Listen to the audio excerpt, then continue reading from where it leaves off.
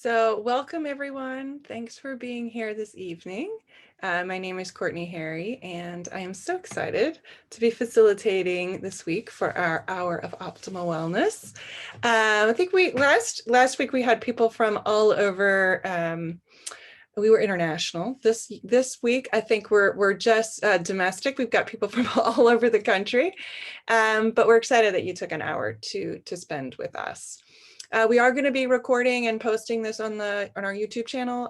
There's a number of people who watch these afterwards, so just being mindful of that as your name and photo are being used. So tonight's conversation is about mindfulness, and all of these conversations are really around what we hear from you. And this is something that's been bubbling up over the last few weeks, mainly because, Rashmi, we can see your screen. Oh, there we are. What is mindfulness? Mainly because we've been hearing a lot from parents about mindfulness at schools, and more and more schools are starting to put this into the curriculum, or at least talk about it. And parents are asking, well, what does that mean for me and at home? So tonight we're going to talk about what is mindfulness, why is it important to our self-care, which is one of our favorite things to talk about at Optimal Wellness. How can we incorporate this into our busy lives and our family routines? So to help us figure this out, of course, here with my friend of 25 years and founder of Optimal Wellness, Dr. Rashmi Shram. Rashmi is a physician, a wellness coach, and she helps women who are overworked and overwhelmed let go of guilt and tap into inner peace and joy so they can confidently live the energetic and purposeful lives they deserve. And I can tell you she does it really, really well. I've really benefited from her work. She sees clients one-on-one, and now she has her group coaching program, Ready to Thrive, where people can learn the mindset and rejuvenation tools over a 6-week period to emerge with better lifestyle, better sleep patterns, elevated moods, lower blood pressure. So I know some of you here actually are here to learn more about it. Feel free to put questions in the chat about anything tonight, and we will do Q&A at the end. So please do ask questions. We love questions. So we also have another guest tonight, which is author Mary Beth Perrone, who is a meditation teacher and the founder of Mindful Movement Florida. She's the mother of 2 kids and the author of a new children's book, I Have Superpowers, which I'm really excited to learn about because it teaches kids how to tap into emotions. So she's here to offer some parenting advice as well. So let's dive right in. Rashmi, I see you're already ready to tell us exactly what mindfulness is and why we're talking about it. So Dr. Shram.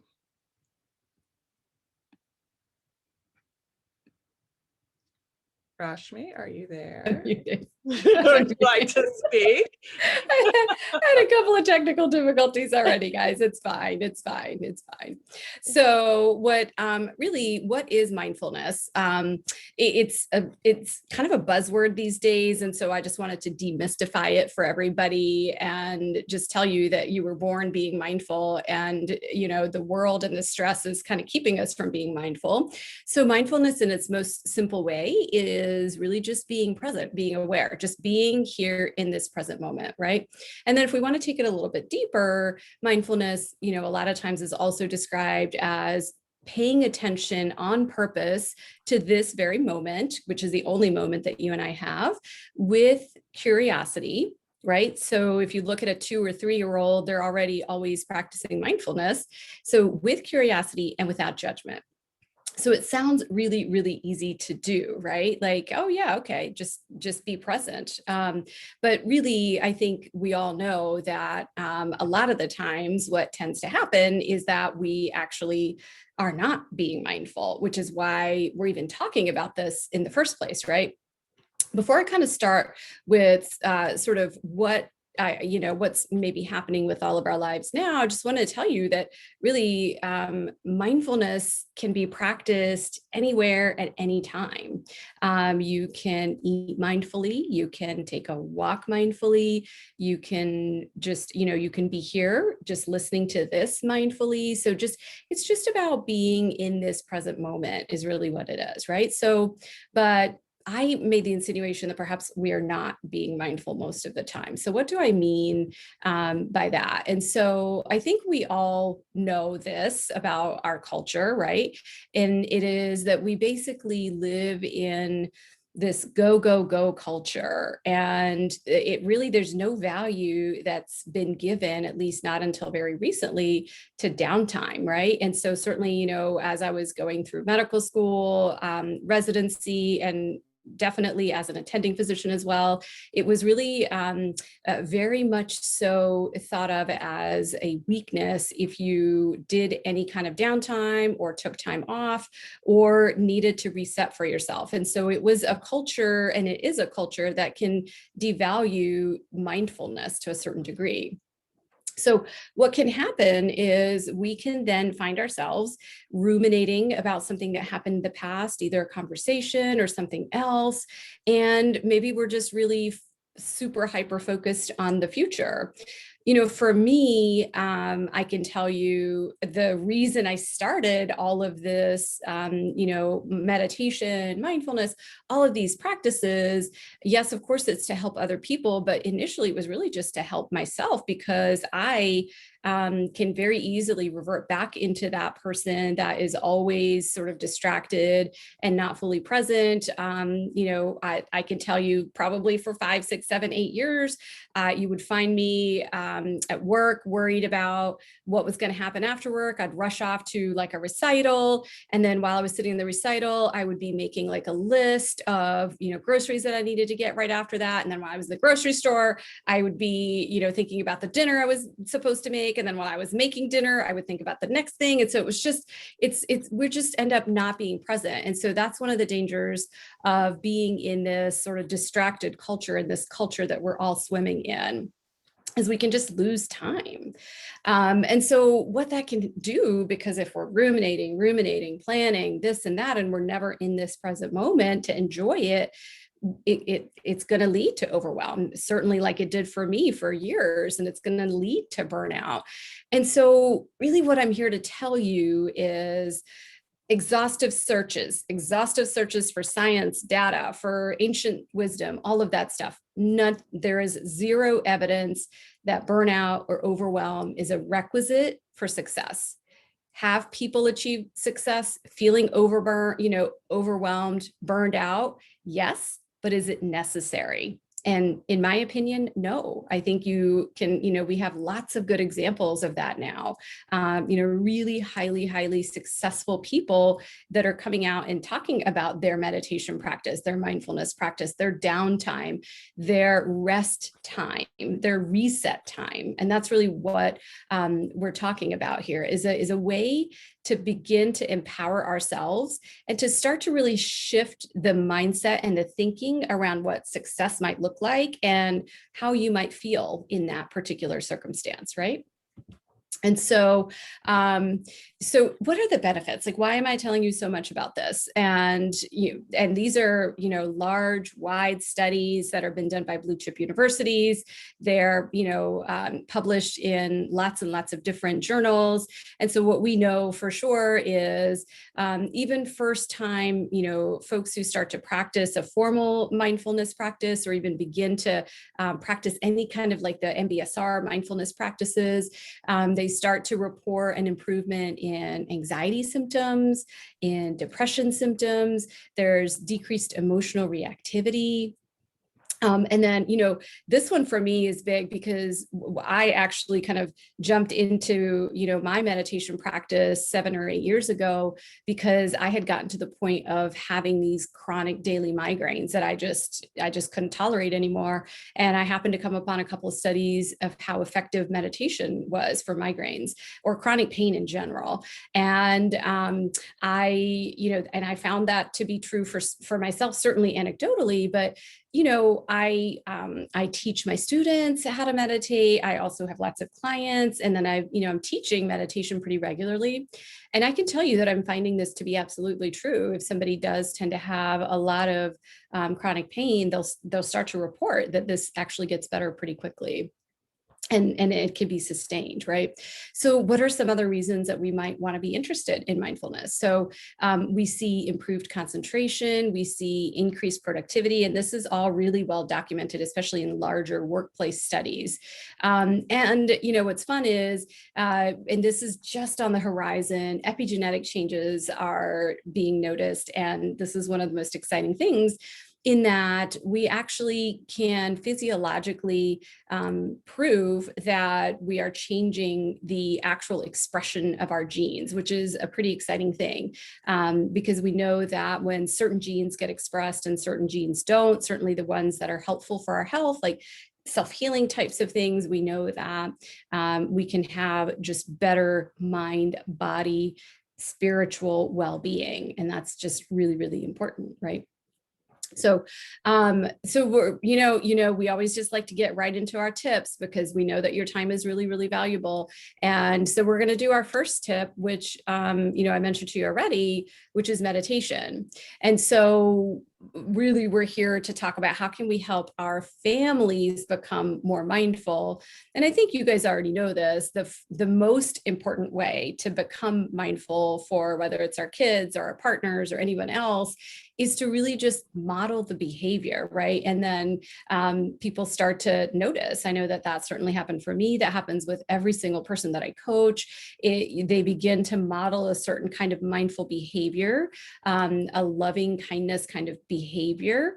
And also they have fun with it, by the way. And the family and the friends, it starts to affect them as well. And so, we're a herd primate, right? Like we travel in herds, we live in herds. And so like if you are bringing in a certain kind of energy, like a kind of a calm energy, which is really what just a short meditation practice can do, then you're going to start to see that it spreads. It's a little bit contagious. And so I would tell you, we're going to do about an 8 to 10 minute meditation today. I don't want you to be, intimidated by it. It's super easy. It's going to be fully guided.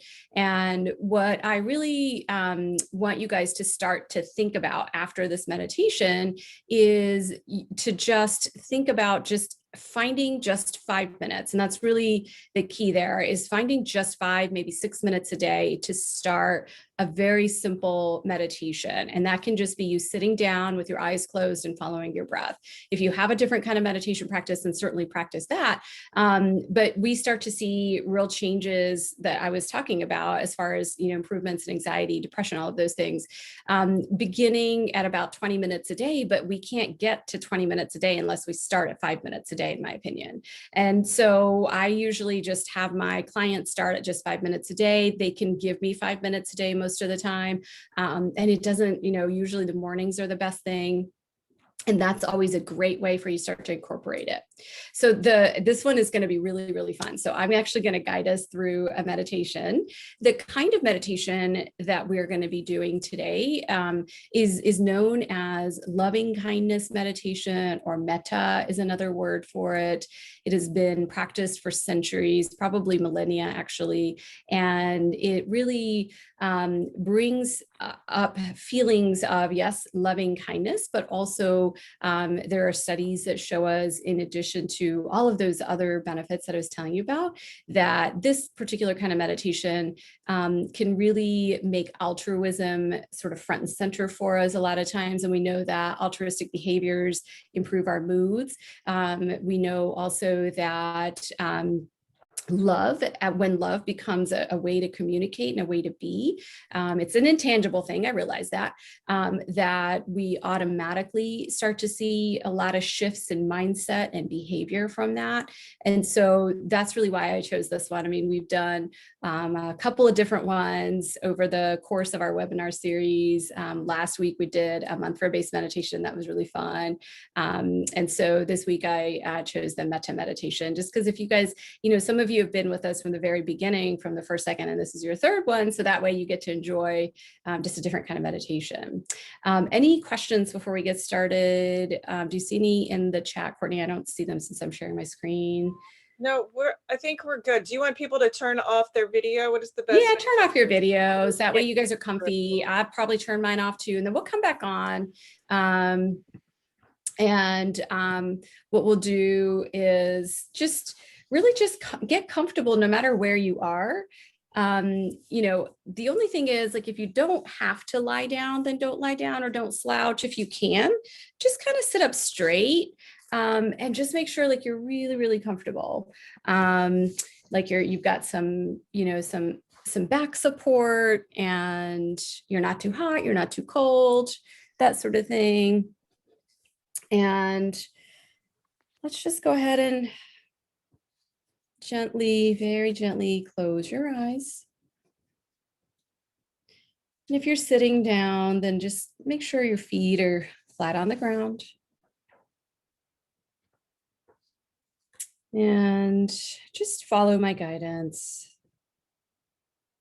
There's really no need to concentrate. There's no need to strain. So let's just start by taking 3 deep, slow breaths in and out. And just with each exhalation, letting go of anything that's no longer serving you, just gently letting it go.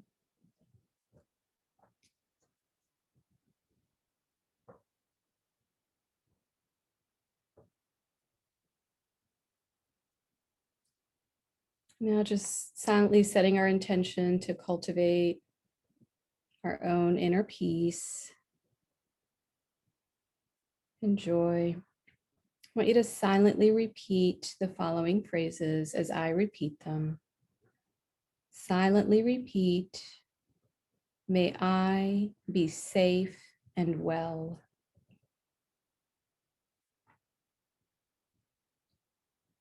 May I live with ease and happiness.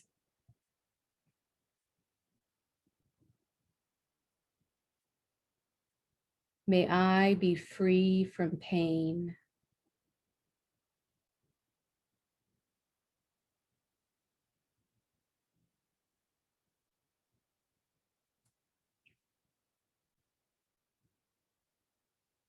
Now think of and envision a person who loves you very much. It could be someone from the past or the present, someone still in life or who has passed. Could be a spiritual teacher. Imagine that person standing in front of you, sending you their love. That person is sending you wishes for your safety, for your well-being and happiness.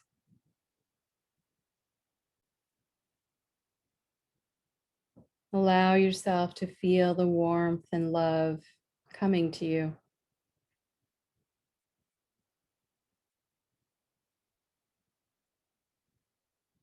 Feel the comfort of their kindness and their love.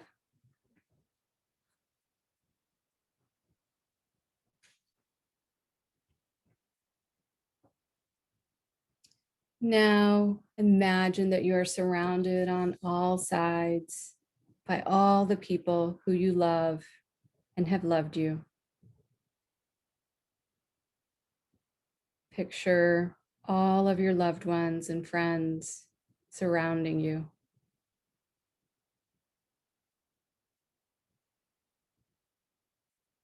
They are standing, sending you wishes for your happiness, your well-being, your good health. Bask in the warm wishes and love coming from all sides. You are filled and overflowing with warmth and love.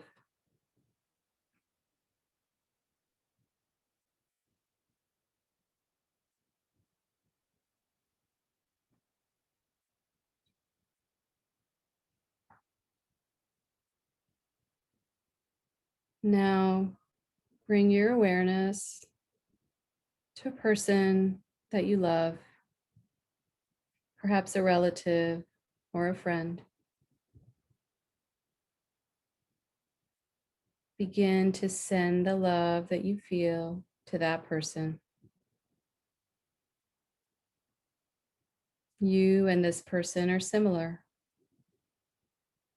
Just like you, this person wishes to be happy. Send unconditional love and well wishes to that person.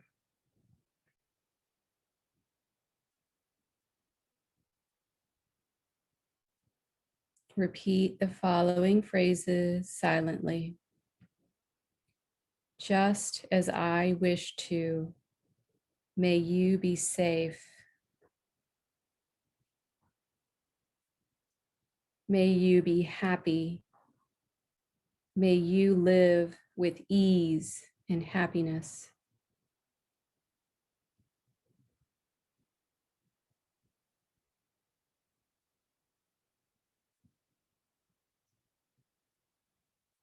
Now, think of an acquaintance, someone you don't know very well. Toward whom you don't have any particular feeling. Maybe a neighbor, maybe someone from work. Send all your wishes for well-being to that person. Repeating these phrases silently. Just as I wish to, may you also live with ease and happiness.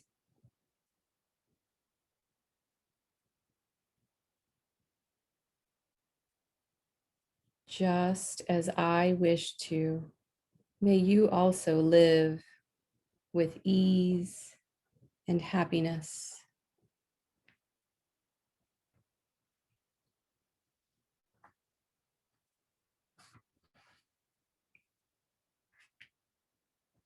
And now expand your awareness. Imagine radiating love to all beings all around the world. Picture the whole globe in front of you as a little ball. Feel the love you are overflowing with, moving through your body and out through your heart and into the universe. Silently repeat these phrases. May all beings be safe and well.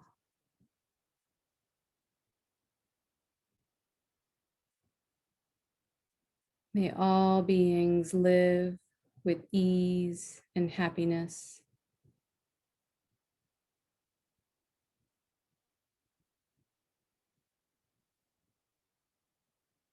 May all beings be free from pain.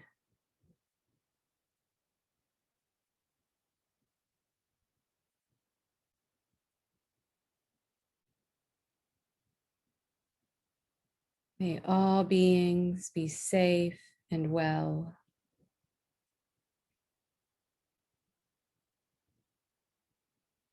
May all beings live with ease and happiness.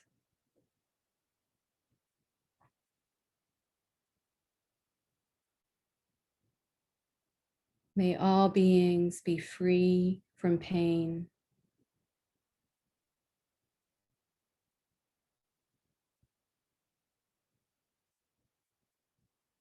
Imagine reaching every living creature until you feel the profound interconnectedness of us all.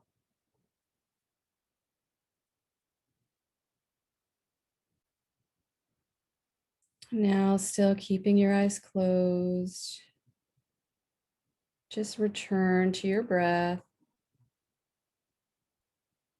gently noticing the inflow and the outflow,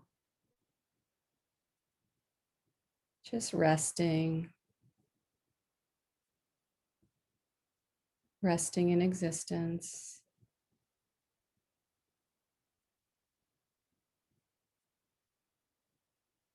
Now taking a few deeper breaths, noticing any sensations in your feet, in your back,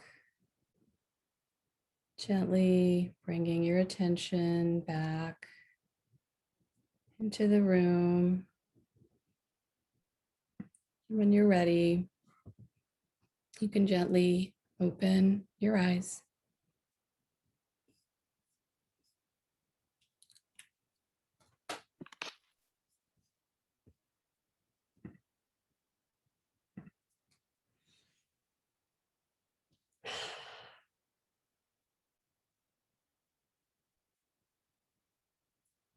So that was really fun for me. Thank you for indulging me in that.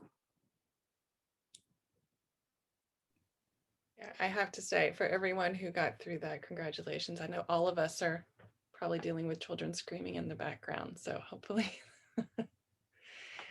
that was fantastic, Rashmi. Yeah, it was really fun. This is so much fun. Yeah. So you can see how if you just spend 5, 6, 7 minutes in the morning or even in the evening, how that could dramatically shift your mood and how it could really begin to give you tools and access to more patience, more kindness, all the things that we actually are innately already are, that stress could kind of cover up. You can see how that can become a really powerful tool for yourself. By the way, I have a similar recording. It's just a tiny bit longer on my YouTube channel, so you can always go to it anytime if you ever wanted to practice that. And there are lots of other people that have recorded metta as well, and it's really fun to do. So I would recommend just, giving it a try again. So, oh, actually, I think Mary Beth is going to come in here. Yes. Or should I talk about this next tip? I believe I'm going to tell you about this next tip. Yeah, I think so. Yeah. Okay. So the first tip is meditation, right? And so the second tip is that I love this this photo. There's so many things about it that I love. I have 2 teenagers, but that's not actually how we usually are. but we're also not always like zenned out and super duper agreeable and everything else. Like, I'm not living any kind of perfect life. I'm a work in progress. My family is a work in progress. And so I'm sure most of you have seen this acronym before. I've been using it for a few years, and it's a really great mindfulness tip. It's just a great way, especially if we're starting to feel that we're getting stressed about something, if we're starting to notice an argument escalating, if we're starting to notice that you're probably going to regret the next few things that you say, which happened to me a lot because I'm a real hothead most of the time, is this acronym of STOP. So it's just really, really simple. So you would stop, you would take 1 to 3 breaths. Ideally, it would be 3 breaths.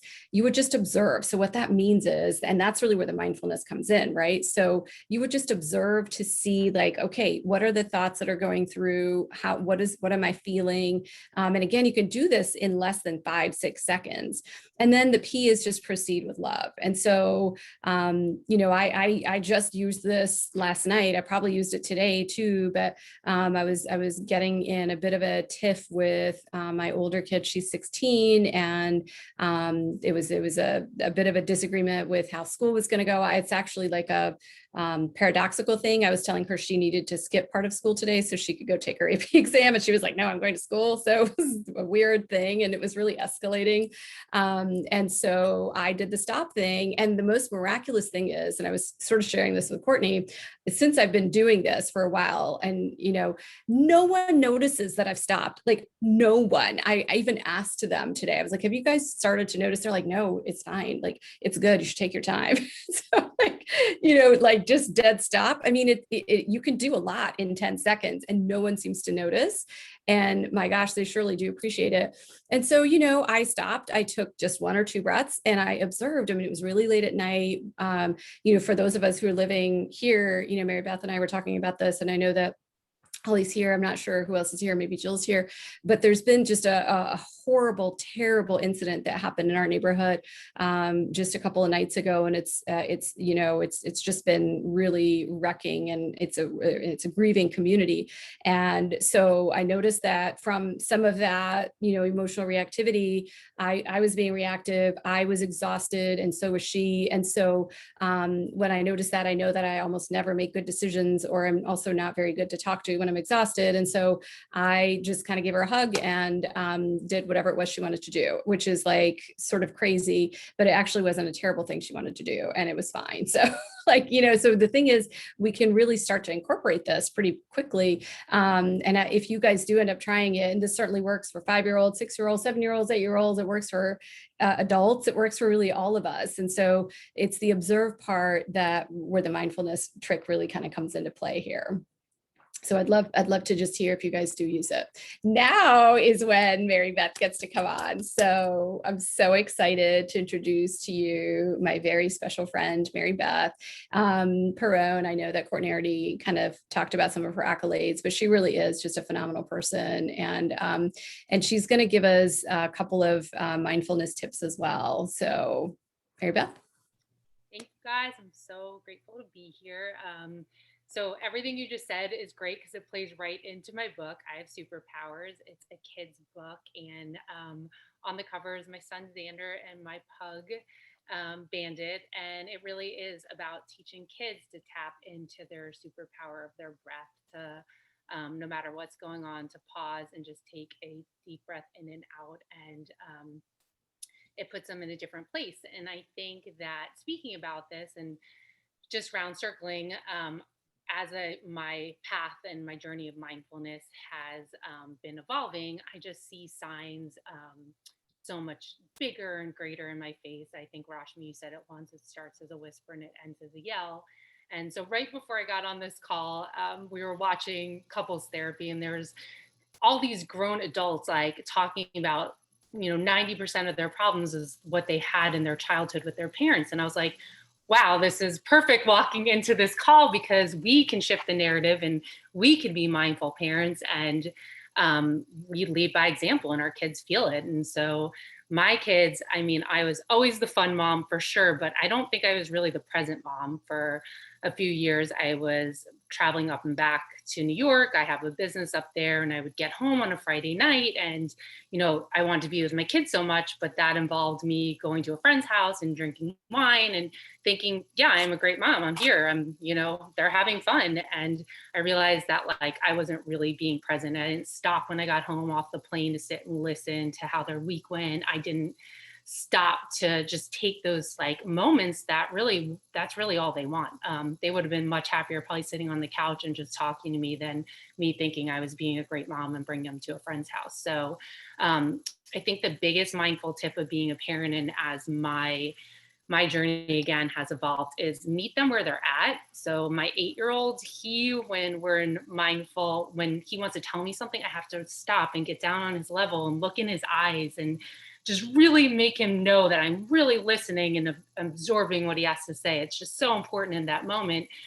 Where my 15-year-old daughter, meeting her where she's at is, if I feel like something's going on or she needs something from me, is saying, let's go take a walk. Because as a 15-year-old, she doesn't want to look in my eyes. She wants to walk side by side. And that's where she has this comfort level to share everything that's going on in her life, because she doesn't feel pressured to talk about it the same way as if I was looking at her. So just meeting them where they're at is really important. I just have seen, even this book hasn't even come out yet, but Xander's teacher is a mindful teacher, and she, the whole class, the joke is, we're going to stop and use our superpower. So if anyone's having a meltdown or they've gotten hurt or just anything, she's like, stop and take a deep breath. And the way her classroom's already shifted has been amazing. And I love hearing all the stories. And Xander broke his arm recently, and he said, I didn't even cry. I knew it hurt, but I just stopped and I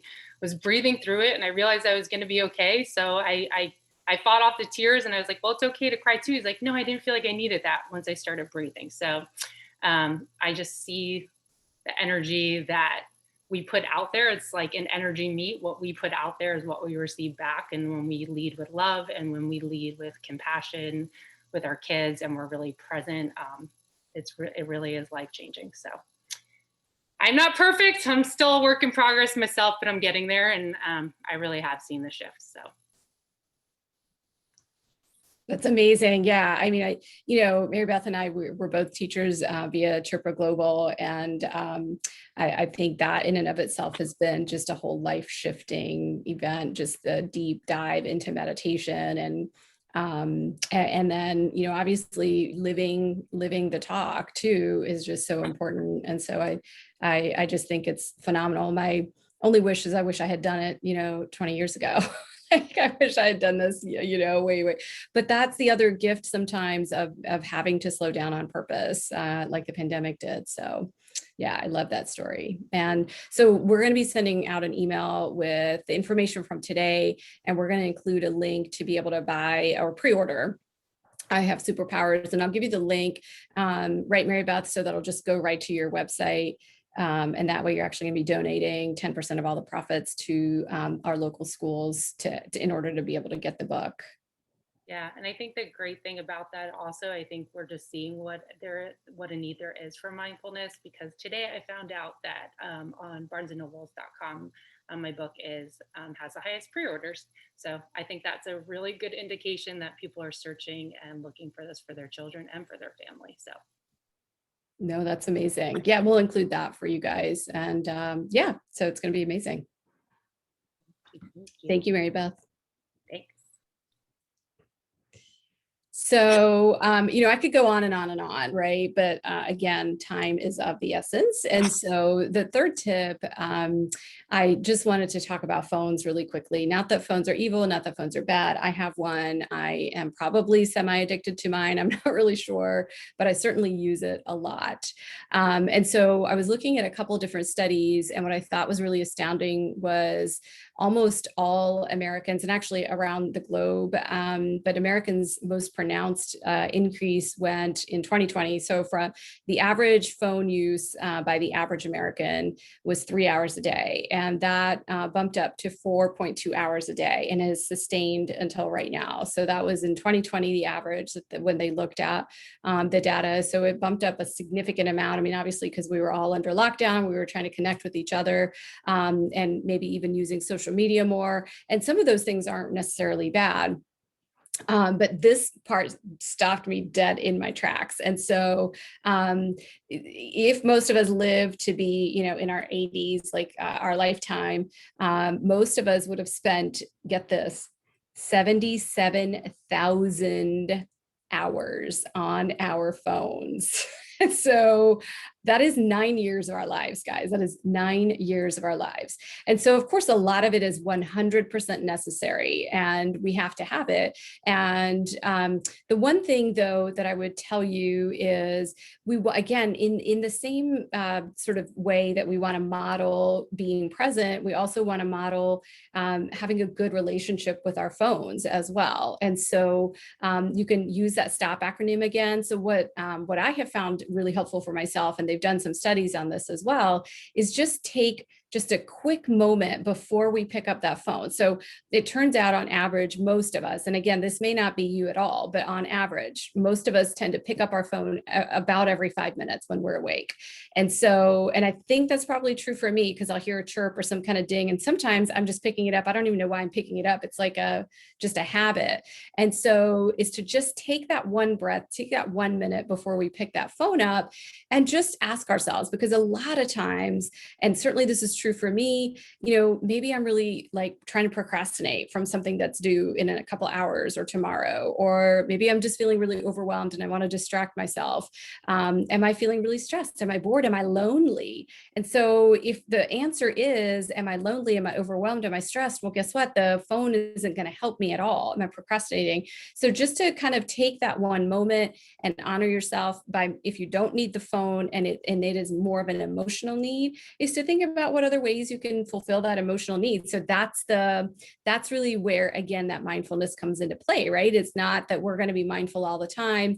None of us can possibly be functioning in our world, in our lives, without being on autopilot for certain periods of the time. And that's fine, because that allows some, bandwidth to do other things as well. But really, ultimately, what we're looking for is, if we're using our phones, which we all really do have to use our phones, and technology as well. I mean, look, we're all connected here. It's a pretty phenomenal thing, but by the same token, it has that kind of the razor edge on the other side too. Is just to ask ourselves just that one breath of, why am I picking this up? Am I lonely? Am I procrastinating? Am I trying to escape? Am I trying to be distracted from something?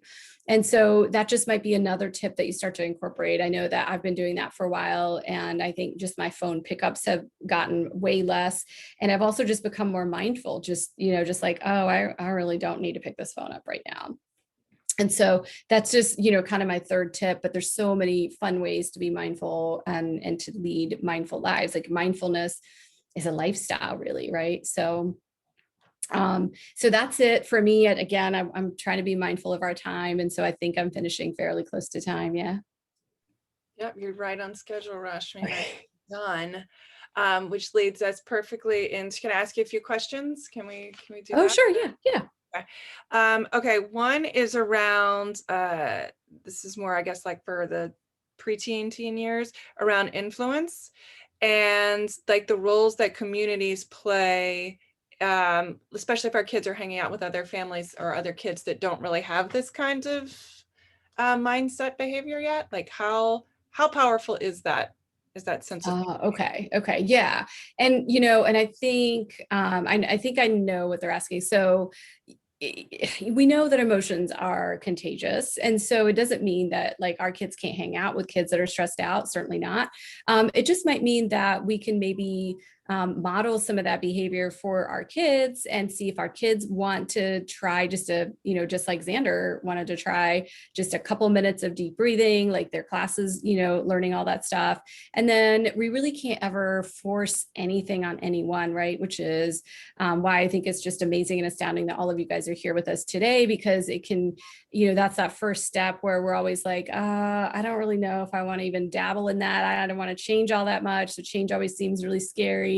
So, I think the answer would just be, from, at least from me and my experience, would be, if someone is open and you're already practicing some mindfulness or meditation, and you find that this other person may be just a little overly stressed, is to maybe just mention it in a loving way, and then just leave it at that. So just as an offer, but really we're not going to be able to control any of that stuff, right? So, and there's just a lot of stress. I mean, I've got, 2 kids in high school. There is just a culture of stress. And so it's up to us as parents to be able to give them the tools that they need. And the way that we can give them those tools is by learning them ourselves. Right. And that actually leads nicely into this next one. When you were talking about the phone, what if some people expect a quick reply, right? So like breaking that habit and telling them nicely that you have a new way, or you have a way that you're looking at this, and they might not get a response as quick as. Oh, yeah. Yeah. I mean, that can get a little bit tricky for sure. And it can be really frustrating as well. So I think that's kind of an experiential thing. And I think it also depends on, obviously, if it's work, you don't have the luxury of like not answering your phone, right? So, so really just, if it is something that's not absolutely necessary, and if you find that you're using your phone as a distraction or to run from something else, if you find that to be true, then maybe just try to just a little bit, to make a couple of micro steps in one way for that behavior. But as far as like, what if somebody expects a quick reply?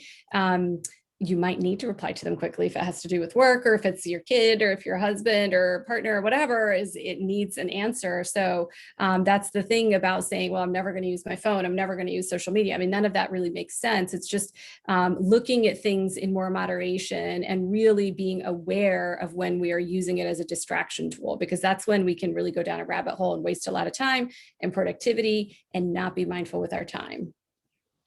Someone else just commented about the phone piece, that's really hard, right? To be a role model, to to do that and to put the phone down. And really that's what you're trying to get your kids to do, but they are watching and they are picking up our habits. It is so hard to do. I am not up here preaching to anyone. I mean, if you see me, you'll see me using my phone.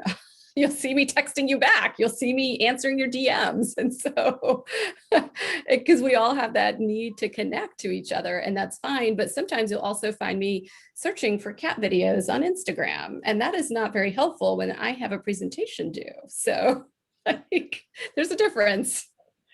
Can you go back and just do the quick definition of what mindful is? So now that Yeah. It's super easy. It is being present in this moment, which is actually the only moment we have, but being, paying attention to this moment with curiosity and without judgment.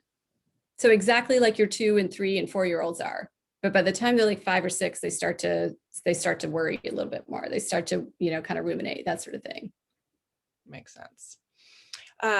Okay, so some of the techniques that you talked about were the meditation. So we did the metta. I know you've also offered yoga nidra. I've done that with you, which has been fantastic. Yeah. Do you want to talk about anything else, any tips that you would give people in terms of things that they can do, and then maybe about the program, Yeah, absolutely. So as far as any other tips go, honestly, mindfulness is a whole array of things, right? So just stopping to smell the roses is mindfulness. Being present for your kids is mindfulness. Being present for your partner is mindfulness. All of those things. And it is a muscle. It's like anything else. And so if you sit for a 2-minute meditation practice, meditation is just one formal way to practice mindfulness, by the way, if I didn't mention that already. So meditation just basically over time really strengthens your ability to be present in the present moment. It's not foolproof by any means of the imagination, but it's just one really kind of foundational way for us to begin to practice mindfulness is through meditation. And so you can really, if you find that you're eating in a distracted way, which I certainly can as well if I'm in a hurry, if you find that you're really looking at your phone when you're talking to someone, or you're looking at your laptop when you're talking to someone. So it's just about kind of constantly being aware. I shouldn't say the word constantly because then that sounds stressful, but it's about in as natural a way as you can to become aware when you're no longer in the present moment, and then bringing it back. That's actually where the magic sauce is. It's not that we're always going to be aware, but it's like when we become aware that we're not aware, that's where you're practicing mindfulness. And that's the powerful part. That's great. And then in terms of actually teaching your kids, I think it's the type of thing, from what I've heard you say before, if you're doing it and modeling it, right, then you're just teaching them those basic skills. It's all in us. It's nothing specific they have to learn. Yeah, that's it. Exactly. Right. We just have to, for meditation, we just have to sit down and close our eyes. For a breathwork exercise, we have to sit down. And so, or even stand up. We can even do lots of these breathing exercises, walking, all of that stuff. So it's really just about empowering ourselves so that we can empower our families. Okay, that's great. Getting some really good questions. So that's very helpful. I do want to make sure that if you want to speak anything else about the group program. Oh yeah, absolutely. I know that some of you are here. Want to hear about it, and I don't want to disappoint them. No, for sure. And I know that some of you are here to learn a little bit more about this. So we have just a few seats left. So I thought I would tell you about it. So it's called Ready to Thrive. It's actually starting next week. Here's really what we're going to do is this is a tiny baby snippet of some of the things that we're going to be doing. Every single week, I'm going to be giving you just easy to implement powerful tips and tools.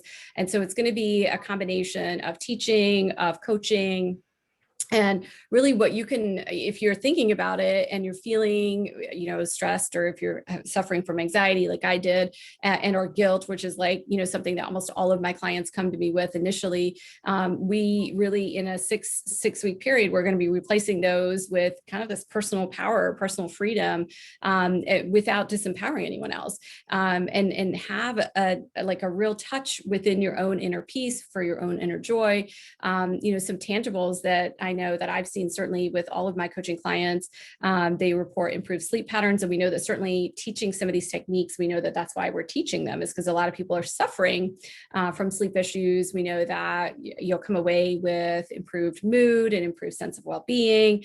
If you're, suffering from issues with, blood pressure, heart rate, we know that those are related to stress. And so as we turn on that parasympathetic response deliberately, we start to notice those come down as well. For sure, inflammatory markers come down. So there's decreased inflammation as well. And then some of those epigenetic changes that I was telling you about, which are really, really fun to see, which again are just now being studied, but we can literally alter the way that our genes are expressed by really using some of these tools. So they're incredibly powerful. And so, like I said, the rejuvenation. So we're really going to be I'm going to be bringing in Ayurveda, Yoga Nidra. Courtney already mentioned it, breath work. So, Mary Beth practices as well. And then of course, meditation. So it's really going to be a juxtaposition of ancient wisdom, really set in a modern setting. And so what did we, Courtney and I we sat down and we really, we did a good bit of research to see where we could give people the biggest bang for their buck, if you will. And 6 weeks really is just about the right time. And so it's always, it's going to be live. It's going to be interactive. And so it's actually going to start May 21st. And it's going to go Fridays from noon to 1. It probably will go to 1:30 because, as you may have seen, I talk a lot. And so we have just a handful of seats left. We already have a whole host of really high achieving women who have already put their seats in. They've already made their investment. So you'll get access to really effortless meditation that isn't going to feel like effort. You're going to want to do it. You're going to get laser coaching. And of course, like I said, some teaching as well.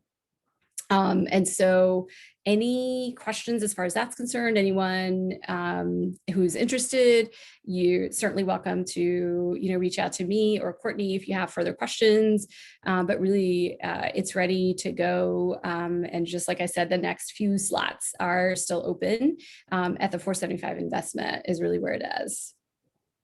That's great. I just want to encourage everyone. It's been this, these community conversations that we've had are so, I don't know, I just love hearing what's on everyone's minds and then putting all of the content together to answer your questions. So I just want to really encourage everyone to keep reaching out to us, and questions that you have just about meditation or mindfulness or, the practical piece of it, or, there's been a lot of emails about responding to things that we're reading about burnout. Just keep that coming, because we really, community is a big part of this work that Rashmi has really, that's something that she's really educated me about, simply because I always thought, maybe you could just, podcast here and there, and that's all you really needed. But evidently there's a lot of science behind having a community to really to do this work. So keep the questions coming so we can keep delivering content and keep having community discussions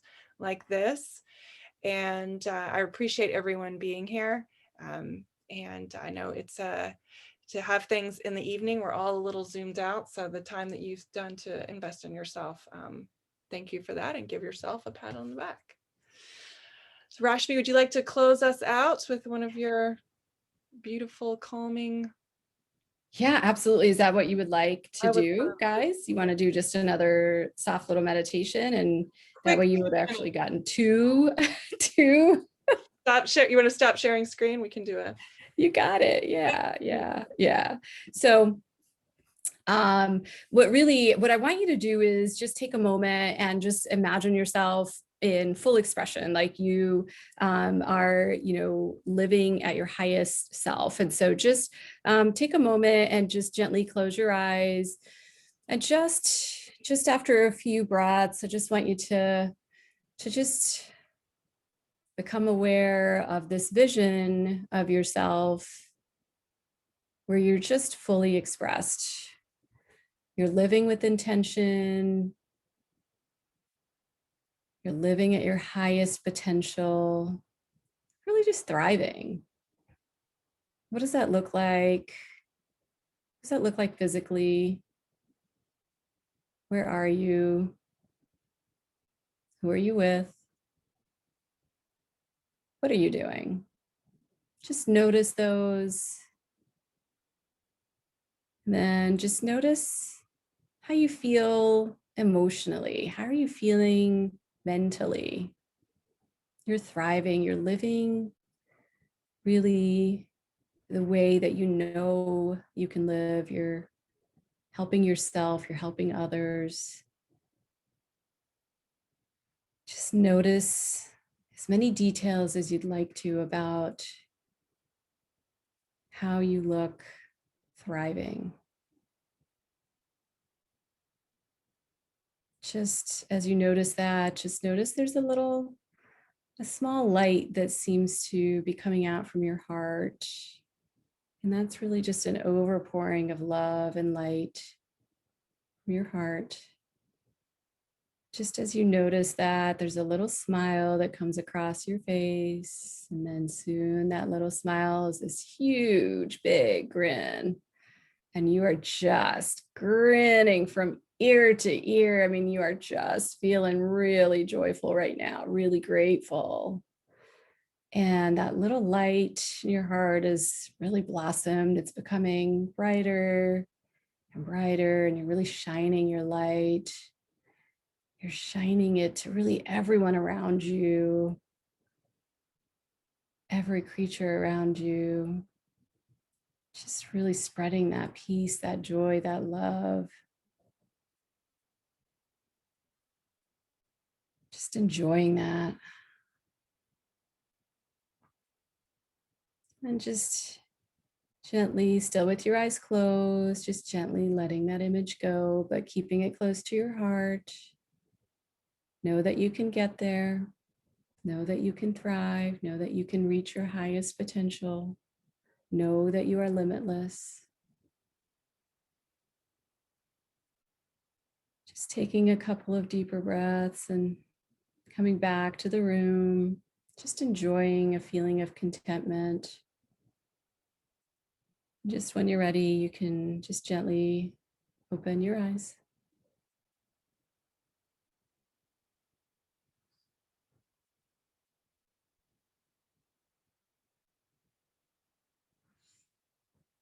Right on time at 9. Perfect.